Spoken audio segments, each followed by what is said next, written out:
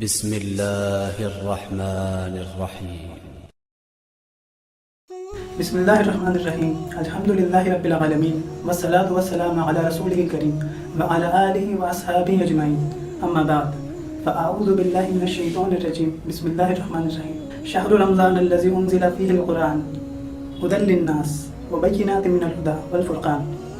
میرے عزیز بھائیوں اور بہنوں، السلام علیکم ورحمۃ اللہ وبرکاتہ۔ امید کرتا ہوں آپ تمام خیر و عافیت سے ہوں گے اور آپ کے روزے باخیریت اور سکون کے ساتھ گزر رہے ہوں گے۔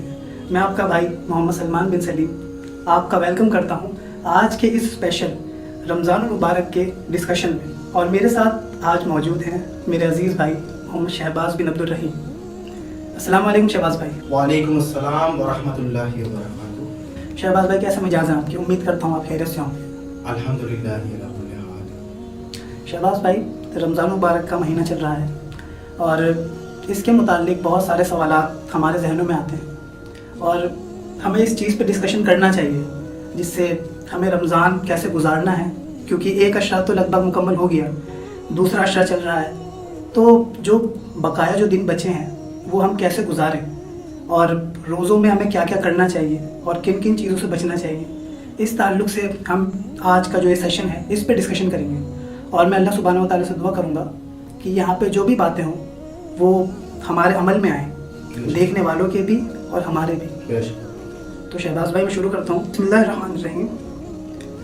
شہباز بھائی، روزے کی نیت جو ہوتی ہے، ہم عمومی دیکھتے ہیں اس چیز کو، مسجدوں سے ایک دعا کے بطور ایک اعلان ہوتا ہے روزہ رکھنے سے پہلے کہ بصوم غد نویت من شہر رمضان، کہ جی روزے کی نیت کر لیجئے۔ تو کیا روزے کی نیت با لفظ کرنا ضروری ہے؟ اور یہ جو دعا ہے اس کے جہاں تک مجھے پتہ ہے اس کے الفاظ بھی درست نہیں ہیں۔ ایک تو ہوتا ہے جیسے تراویح کی دعا ہے جو 4 رکعت بعد ہم پڑھتے ہیں، وہ اس کے جو لفظ ہیں وہ درست ہیں، لیکن جو یہ روزے کی نیت کی دعا ہے اس کے تو الفاظ ہی درست نہیں ہیں۔ تو یہ دعا پڑھنا کیا ضروری ہے؟ اگر ہم یہ دعا نہیں پڑھیں گے تو کیا ہمارا روزہ نہیں مانا جائے گا؟ بسم اللہ الرحمن الرحیم والصلاۃ والسلام علی سید الانبیاء والمرسلین وعلی آلہ واصحابہ اجمعین الی یوم الدین۔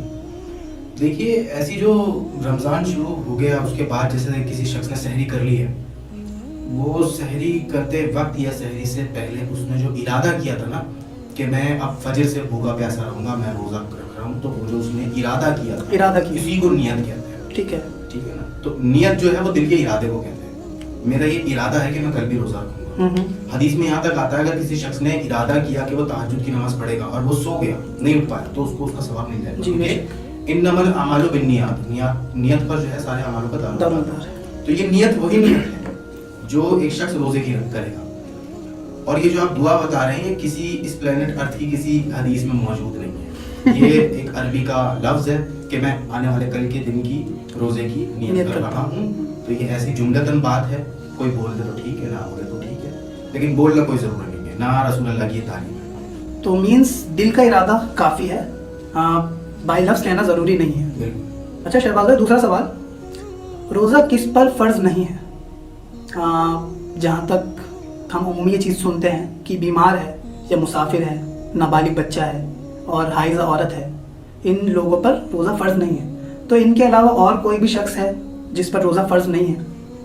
اس کے بارے میں رہنمائی فرمائیں۔ دیکھیے، قرآن کے اندر سورہ بقرہ میں آتا ہے، اللہ تعالیٰ فرماتا ہے کہ روزہ تم پر فرض کیے گئے ہیں جیسے پچھلی امت پر فرض کیے گئے تھے تاکہ تم تب کر دیا کر سکو، اور اس میں جو سفر میں ہے وہ اس کو قضا کرے گا، اس کے لیے معاف ہے۔ جو نابالغ بچہ ہے، جو بیمار ہے، جس پر کسی طریقے کی بیماری ہے، وومنس ان کا جو ایک مہینے میں 1 ہفتے کا جو ٹائم پیریڈ رہتا ہے، حیض کا معاملہ اس میں نہیں ہوگا، پریگنینسی کے بعد کے جو دن ہیں ان میں وہ روزہ نہیں رکھ سکتی۔